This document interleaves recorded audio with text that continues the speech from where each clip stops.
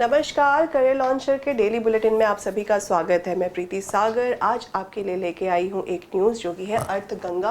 अर्थगंगा अभी हाल ही में इसके बारे में कुछ नई चीज़ें आई हैं, तो अर्थगंगा है क्या, इसके बारे में हम बात करेंगे। क्या प्लान है, क्या डेवलपमेंट प्लान है, इसके बारे में भी हम बात करेंगे। So Arthganga a model for sustainable development plan. तो ये सस्टेनेबल डेवलपमेंट प्लान कैसे है? देखिए, कोई भी अगर डेवलपमेंट प्लान होता है उसको सस्टेनेबल बनाना है तो कैसे बनाना है, उसके ऊपर कुछ चीज़ें डिस्कस हुई हैं, तो उसको आज हम इस वीडियो में इसके ऊपर चर्चा करेंगे। तो पहले तो अर्थगंगा क्या है। ये अर्थगंगा, तो अगर हम न्यूज़ की बात करें जो अभी हाल ही में आया है, क्या है वो, तो अभी मिनिस्ट्री ऑफ जल शक्ति जो कि नमामि गंगे प्रोग्राम अब इसके अंदर आता है, तो मिनिस्ट्री ऑफ जल शक्ति ने हाल ही में भी क्या किया, इस नए इनिशिएटिव जिसका नाम है अर्थगंगा उसको लॉन्च किया है, या उसके बारे में कुछ चर्चा हुई है। तो इसको अभी हाल ही में इसके बारे में कुछ नई बातें बताई। क्या बताया कि ये जो प्रोग्राम है ये आपका नमामि गंगे के अंदर काम करेगा, और इसका जो मोटिव है, या आप कह सकते हो कि इसका जो पर्पज़ है, वो पर्पज़ ये है कि गंगा जो कि हमारी रिवर गंगा है उसको इकोनॉमिक एक्टिविटीज़ या फिर आर्थिक गतिविधियाँ वहाँ पे बढ़ानी है। उसको जो हमारा रिवर है, जो कि हमारा एक आप कह सकते हो कि हमारे पास एक नेचुरल एक खजाना है, काफ़ी सारे स्टेट से गंगा गुजरती है और लार्जेस्ट रिवर है इंडिया का। तो उसके जो रिवर बेड है, उन रिवर बेड पे हमें आर्थिक गतिविधियों को बढ़ाना है, जो कि ये आर्थिक गतिविधियां जो वहाँ के रहने वाले स्थानीय लोग हैं उनको मददगार साबित होगी। ज़्यादातर हम देखते हैं कि जो रिवर बेड्स है, रिवर बेड्स के आसपास जो फार्मर्स हैं वो लोग रहते हैं, लोकल पीपल रहते हैं, तो किस तरीके से उनके लिए लाभप्रद होगा। इसके अलावा अगर उन लोगों को लाभ मिलेगा तो इसका जो फाइनल रिजल्ट है, जो फाइनल लाभ है, वो किसको मिलेगा, हमारी अर्थव्यवस्था को। तो ज़रूरी है कि वहाँ पे, क्योंकि वो अभी वेस्ट ही पड़ा है, अभी हम वहाँ पे ज़्यादा कुछ कर नहीं रहे हैं, तो उसको क्यों ना उसको यूटिलाइज किया जाए। तो इस मंशा से इस नए इनिशिएटिव अर्थगंगा, अर्थ का मतलब होता है इकोनॉमी, है ना, economy, economic Ganga we can say. So अर्थगंगा इसमें क्योंकि इकोनॉमिक एक्टिविटीज़ को बढ़ाना है, इसके लिए कुछ नई चीज़ें हुई हैं। तो क्या है, पहले तो अगर हम इसके डेवलपमेंट प्लान की बात करें तो यहाँ पर हम देख सकते हैं कि ये रिवर बेड है जो कि हमारा नॉर्दर्न स्टेट्स यूपी, उत्तराखंड से निकल के ये यूपी में एंटर होता है, यूपी से एंटर होकर यूपी से होते हुए बिहार में एंटर होता है, फिर बंगाल को टच, झारखंड को टच करते हुए बंगाल से होते हुए ये बांग्लादेश से होते हुए बे ऑफ बंगाल में चला जाता है। तो काफ़ी सारे जगहों से इसका गुजरना हो रहा है और काफ़ी बड़ा इसका स्ट्रेच भी है। तो क्यों ना इसके आसपास की स्ट्रेच को हम यूटिलाइज करें। तो इसके लिए एक पूरा एक डेवलपमेंट प्लान बनाया गया है, जो कि अगर आप देख सकते हो कि काठी वाराणसी जो जहाँ पर मैरीगोल्ड की खेती की जा सकती है। इसके अलावा जो गाजीपुर है, गाजीपुर के आसपास गंगा बहती है, तो उसके रिवर बेड पर डेयरी और वेजिटेबल्स की खेती की जा सकती है। हाजीपुर पटना जो कि बिहार में पड़ता है, वहाँ पर गंगा में बनाना और पान की खेती की जा सकती है। इनफैक्ट अभी भी अगर आप देखोगे जो हाजीपुर बेल्ट है बिहार का, हाजीपुर पटना बेल्ट, वहाँ पर बनाना प्लांटेशन की फार्मिंग काफ़ी ज़्यादा होती है। तो इसको बूस्टअप करने के लिए इस प्लान को इनिशिएट किया गया।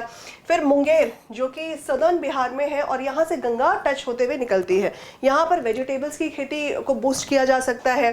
भागलपुर अगेन साउथ बिहार का हिस्सा है, यहाँ पर फ्रूट और ग्रेन्स की, मतलब जो राइस है उसकी खेती को बूस्टअप किया जा सकता है। फिर त्रिवेणी जो कि आपका बंगाल में है, वहाँ पर जूट क्राफ्ट्स और वेजिटेबल्स, इन दोनों की खेती को बूस्टअप किया जा सकता है। अब इसको बूस्टअप करने के लिए क्या क्या किया जाएगा वो हम इसके बारे में अब नेक्स्ट स्लाइड में चर्चा करेंगे। तो इसको जो इसका पूरा फंक्शनिंग है उसको 6 लेवल्स में डिवाइड कर दिया गया है। तो हमारी क्या होगी, यहाँ पर 6 लेवल वर्किंग होगी। तो पहले लेवल की वर्किंग की अगर हम बात करें तो यहाँ पर बहुत इंपॉर्टेंट एक टर्म आपने शायद सुना होगा, जीरो बजट नेचुरल फार्मिंग। बहुत ही इंपॉर्टेंट है और बहुत ही कॉमन है, और काफ़ी सालों से गवर्नमेंट इस पर चर्चा करती रही है। कई स्टेट्स ऐसे हैं जिसमें जीरो बजट नेचुरल फार्मिंग को इम्प्लीमेंट भी किया जा चुका है, इसके रिजल्ट्स भी बहुत अच्छे हैं। तो basically zero budget natural farming होता क्या है, तो इनके जो नाम है इससे हम समझने की कोशिश करते हैं। पहला क्या है, जीरो बजट, मतलब जो हमारा इनपुट है, जो हमारी कॉस्ट इनपुट है वो ना के बराबर होगी। बिल्कुल, तो मतलब बिल्कुल खत्म तो नहीं हो सकती, कुछ तो हमें लेना ही पड़ेगा। तो ये एक तरीके से ना के बराबर है, नहीं भी हो सकती है और थोड़ी बहुत भी हो सकती है। तो ये जीरो बजट होगा। नेचुरल फार्मिंग होगी, मतलब जो हमारा एग्रीकल्चर है वो प्राकृतिक तरीके से उसको किया जाएगा, इसीलिए इसको क्या बोला, शून्य बजट या जीरो बजट नेचुरल फार्मिंग। तो यहाँ पर ये नेचुरल फार्मिंग, अब इसके लिए कुछ चीज़ों की तो ज़रूरत पड़ेगी ना, तो क्या पड़ेगी, पहला तो देखो इसमें कोई, ये नेचुरल फार्मिंग होगी इसका मतलब इसमें कोई केमिकल नहीं होगा। जैसे आज फार्मिंग होती है या ग्रीन रेवोल्यूशन बेल्ट हम देख लें, वहाँ पर फार्मिंग के लिए या एग्रीकल्चर के लिए बहुत सारे पेस्टिसाइड्स की ज़रूरत पड़ती है, क्योंकि जो हाइब्रिड सीड्स है वो पेस्टिसाइड उसमें पेस्ट होने की काफ़ी चांसेस होते हैं। तो उस आशंका को ख़त्म करने के लिए और या उस पेस्ट अटैक को ख़त्म करने के लिए पेस्टिसाइड की ज़रूरत पड़ती ही है, फर्टिलाइज़र की ज़रूरत पड़ती ही है, और यही चलन नॉन ग्रीन रेवोल्यूशन बेल्ट में भी हमें देखने को मिलता है। क्योंकि आज के ज़माने में क्या है कि ज़्यादा से ज़्यादा अगर प्रोड्यूस होगा, क्रॉप प्रोडक्शन होगी, तो ज़्यादा से ज़्यादा फार्मर्स को पैसे मिलेंगे। तो इसके लिए वो केमिकल्स का, पेस्टिसाइड्स का इस्तेमाल करते हैं, जिससे जो हमारा ग्राउंड लेवल है, जो हमारा सॉइल है, उसकी फर्टिलिटी कम हो जाती है, जो ग्राउंड वाटर डिस्चार्ज है वो भी ख़त्म हो जाता है, और जो हमारा अंडरग्राउंड वाटर है वो भी पोल्यूट हो जाता है, और इसके काफ़ी कॉन्सिक्वेंसेस हमें हेल्थ पे, स्किन पे देखने को मिलते हैं। तो ये काफ़ी एक बहुत ही होलिस्टिक डेवलपमेंटल प्लान है अर्थगंगा का। तो यहाँ पर जीरो बजट नेचुरल फार्मिंग जो कि पहला का लेवल होगा वर्किंग का, इसमें क्या करेंगे, केमिकल फ्री फार्मिंग होगी। इसके अलावा कहाँ पर होगी, ये जो गंगा बेल्ट है, मतलब मान लीजिए कि ये गंगा बह रही है, इसके 10 किलोमीटर राइट हैंड साइड, इसके 10 किलोमीटर लेफ्ट हैंड साइड, तो ये दोनों ही 10 किलोमीटर्स का जो स्ट्रेच है वहाँ पर इसको जीरो बजट नेचुरल फार्मिंग के तहत केमिकल फ्री फार्मिंग की जाएगी। दोनों ही बैंक पे होगा, रिवर बैंक्स के। और ये कैसे किया जाएगा, केमिकल फ्री तो बोल दिया, पर कुछ तो मेन्योर लगेगा ना, तो हम नेचुरल मेन्योर यूज करेंगे। कैसे करेंगे, जिन लोगों के पास लाइव स्टॉक है, कैटल है, वहां से हम क्या करेंगे, गोवर्धन योजना को प्रमोट करेंगे। कैसे, जो भी काउ डंग होगा, काउ डंग वेस्ट होगा, उस काउ डंग को जो सॉइल है उस पर स्प्रेड कर दिया जाएगा, जो कि एक नेचुरल मेन्योर की तरह काम करेगा। केमिकल फ्री है, तो यहाँ पर केमिकल का इस्तेमाल ना करके हम अपने ही लाइव स्टॉक को यूज कर रहे हैं, उसका जो वेस्ट है एज काउ डंग उसको हम इस्तेमाल कर रहे हैं, इसीलिए क्या बोला गया, गोवर्धन योजना। तो गोबर का इस्तेमाल किया जाएगा as a natural manure. Result क्या होगा, पर ड्रॉप मोर इनकम। ठीक है, पर ड्रॉप मोर इनकम, मतलब आप जितना, जैसे गवर्नमेंट का एक प्लान था इरिगेशन को लेकर के, पर ड्रॉप मोर क्रॉप, यहाँ पर इनकम की बात कर रहे हैं। इसके अलावा गोवर्धन को भी प्रमोट किया जाएगा। ठीक है, जो हमारा काउडंग वेस्ट है उसके तहत नेचुरल फार्मिंग की जाएगी। सेकंड प्लान की अगर हम बात करें तो है monetization and reuse of sludge and waste water. अब देखो, वेस्ट वाटर हमें कैसे मिलता है, जो हमारा घर से ड्रेनेज निकलती है, जो ड्रेन हम वाटर जो हम यूज़ करते हैं, उसको वो जो ड्रेन आउट होता है वो वेस्ट वाटर हो सकता है, इंडस्ट्री से वेस्ट वाटर निकल सकता है, एग्रीकल्चरल फील्ड से वेस्ट वाटर निकल सकता है। तो मतलब ये है कि हम एक दिन में अगर हम देखें, एक फैमिली में हम देखें, तो हम काफ़ी ज़्यादा पानी बर्बाद कर देते हैं।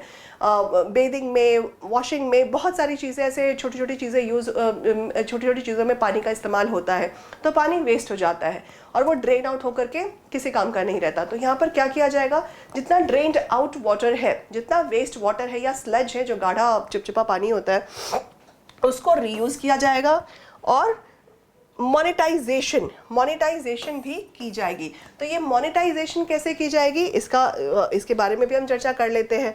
तो क्या होगा कि जो ट्रीटेड वाटर है, पहले पानी को ट्रीट किया जाएगा, उसको रिफाइन किया जाएगा, उसको ट्रीटमेंट बोला जाता है। तो वेस्ट वाटर को ट्रीट किया जाएगा, उसका इस्तेमाल किया जाएगा किसके लिए, इरिगेशन के लिए। तो इरिगेशन के लिए हम क्या कर रहे हैं, हम ट्रीटेड वाटर का रीयूज़ कर रहे हैं। इंडस्ट्रीज़ में भी हम ट्रीटेड वाटर का रीयूज़ कर रहे हैं, जहाँ जिन इंडस्ट्रीज़ में पानी की ज़रूरत पड़ती है। और रेवेन्यू जनरेशन होगा, इसके तहत कौन करेगा ये revenue generation, urban local bodies करेंगी। अर्बन लोकल बॉडीज़ यानी कि ये जो सेकंड वाला जो डेवलपमेंट प्लान है, ये फर्स्ट डेवलपमेंट प्लान किसके लिए था, ये था रूरल एरियाज़ के लिए। सेकंड डेवलपमेंट प्लान किसके लिए है, ये है अर्बन एरियाज़ के लिए। तो ये अर्बन लोकल बॉडीज़ जो है वो क्या करेंगी, क्योंकि ट्रीटेड वाटर ये लोग यूज़ कर रहे हैं या उसको अवेलेबल कर रहे हैं लोगों को यूज़ करने के लिए, तो इसके ट्रीटमेंट में कुछ तो खर्चा आएगा। तो इसके लिए क्या करेगा, ये local body, urban local body का ये ड्यूटी है कि वो रेवेन्यू इससे जनरेट करेगा कुछ ना कुछ स्कीम के तहत। तीसरे अगर हम लेवल की बात करें तो तीसरे लेवल पर क्या हो रहा है, अपॉर्चुनिटीज़ फॉर लाइवलीहुड जनरेशन। मतलब यहाँ पर कहीं ना कहीं लाइवलीहुड को क्रिएट किया जाएगा। तो इसको कैसे क्रिएट किया जाएगा उस पर भी हम बात कर लेते हैं। लाइवलीहुड जनरेशन में क्या होगा कि हार्ट्स क्रिएट किए जाएंगे। हार्ट क्या होता है, हार्ट होती है लोकल मंडी, ठीक है। लोकल लेवल पे जो वेजिटेबल मार्केट या मल्टीपल प्रोडक्ट्स के लिए जो मार्केट लगता है, जहाँ पर आप सेल और परचेज दोनों ही कर सकते हो, तो उसको क्या बोला जाता है, हाट। तो हाट क्रिएट किया जाएगा जहाँ पर लोग क्या करेंगे, वो अपना जो भी लोकल प्रोड्यूस है, चाहे वो एग्रीकल्चरल क्रॉप हो, चाहे वो वेजिटेबल हो या कोई भी लोकल प्रोडक्ट हो, उसको वो खरीद सकता है, बेच सकता है। मेडिसिनल प्लांट्स, आयुर्वेदा, ये सारे प्रोडक्ट्स की खरीद फरोख्त यहाँ पर हो सकती है। तो इससे क्या होगा, हाट क्रिएट हुआ है, हाट को बनाया गया है, मतलब लोकल मार्केट को सेटअप किया गया है। तो यहाँ पर अपॉर्चुनिटीज जनरेट होंगी लाइवलीहुड की, नए लाइवलीहुड की अपॉर्चुनिटीज हम देख सकते हैं। चौथा जो फंक्शन है या वर्किंग है चौथे लेवल पर, वो क्या है, इंक्रीज पब्लिक पार्टिसिपेशन। यानी कि जो लोग हैं उनके पार्टिसिपेशन को मोटिवेट किया जाएगा। किस तरीके से किया जाएगा, तो यहाँ पर जो कोऑर्डिनेशन है किसके बीच में, स्टेक होल्डर्स जो कि रिवर के आसपास रह रहे हैं, चाहे वो इंडस्ट्रीज हो या फार्मर्स हो। सो ये डिफरेंट स्टेक होल्डर्स हैं जो रिवर बेड के आसपास रहते हैं। उन सबके बीच में एक कोऑर्डिनेशन को बढ़ावा दिया जाएगा। मतलब लोगों को इसमें पार्टिसिपेट करने के लिए मोटिवेट किया जाएगा। जैसे जो फार्मर्स हैं, अगर जीरो बजट नेचुरल फार्मिंग करनी है, अब जैसे मैंने बताया कि लोग फार्मिंग करते हैं और चाहते हैं कि उनका जो प्रोड्यूस है वो ज़्यादा से ज़्यादा हो ताकि उनको इनकम भी अच्छी मिले। तो इस चीज़ के लिए लोगों को समझाना ज़रूरी है कि आपको भले ही इनकम ज़्यादा मिल सकती है, लेकिन इसके कॉन्सिक्वेंसेज ऐसे होंगे कि आज तो आप इनकम कमा लोगे, लेकिन आने वाले टाइम में उसकी फर्टिलिटी डाउन हो जाएगी सॉइल की, और फिर जो भी इनकम आज आप कमा रहे हो वो आप नहीं कमा पाओगे। इनफैक्ट आप इसको वापस भी नहीं कर पाओगे, मतलब उसको फिर से आप रिजुविनेट भी नहीं कर पाओगे सॉइल को।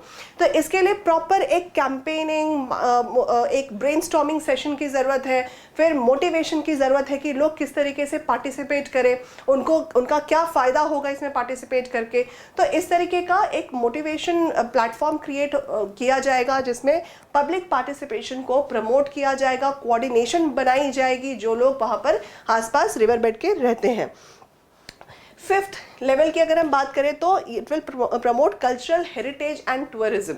अब ये जो कल्चरल हेरिटेज या टूरिज्म है, ये कहाँ पर प्रमोट किया जाएगा, तो गंगा रिवर के आसपास इसको प्रमोट किया जाएगा। अब देखो, गंगा जहाँ से बहती है, लाइक उत्तराखंड, उत्तर प्रदेश, बिहार, ये कल्चरल हेरिटेज की अगर हम पर्टिकुलरली बात करें तो गंगा रिवर के आसपास कल्चरल हेरिटेज काफ़ी अधिक है, और इनको एक तरीके से टूरिस्ट स्पॉट बनाने की ज़रूरत है ताकि टूरिज़्म को बढ़ावा मिले, लोग आए, चाहे वो इंडिया से हो, इंडिया के बाहर से हो। अगर टूरिज़्म होता है, अगर टूरिस्ट आते हैं तो हमें फॉरेन करेंसी भी मिलेगी। तो इससे हम क्या करें, हम इकोनॉमिक एक्टिविटी को बूस्ट कर रहे हैं।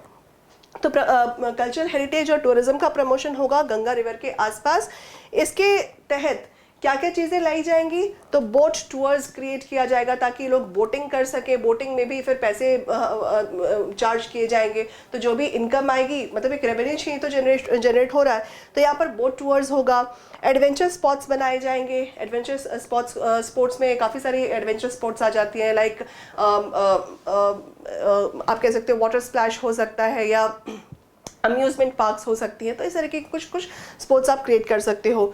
योगा एक्टिविटीज़, जो कि अब हर साल इंटरनेशनल योगा डे सेलिब्रेट किया जाता है 21 जून को। सो इस तरीके से योगा को भी प्रमोट किया जाएगा। तो ये इसका फिफ्थ लेवल है। सिक्स लेवल पे अगर हम बात करें तो ये यहाँ पर इंस्टीट्यूशनल बिल्डिंग को प्रमोट करेगा। तो अब इंस्टीट्यूशनल बिल्डिंग को कैसे प्रमोट कर सकते हैं, तो जो लोकल एडमिनिस्ट्रेशन है उसको एम्पावर किया जाएगा ताकि वो बेटर गवर्नेंस ला सके जो भी रिवर बेड्स हैं उसके आसपास के इलाकों में। तो इससे क्या होगा, ये सारे कॉम्प्रिहेंसिव 6 लेवल फंक्शनिंग है, वर्किंग्स है, जिसके तहत ये पूरा एक प्रोग्राम को जनरेट किया गया है, उसको डेवलप किया गया है, एक प्रॉपर अंडरस्टैंडिंग क्रिएट की गई है ताकि लोगों को ऐसा लगे कि ये कुछ नई चीज़ नहीं है, ये वही तो है जो हम करते हैं। बस हमें क्या करना है, एक मोटिवेशन के तहत इसको करना है, ताकि जो इसका टारगेट है हम उसको अचीव कर सके। जो हमारा रिवर बेड है हम उसको इकोनॉमिकली भी हम इम्पॉर्टेंट बना सके। तो ये पूरा हमारा एक आर्टिकल था जो हमने डिस्कस किया अर्थगंगा के बारे में। आज के लिए बस इतना ही, हम मिलते हैं नेक्स्ट आर्टिकल में। तब तक के लिए thank you so much, have a nice day, bye bye, take care.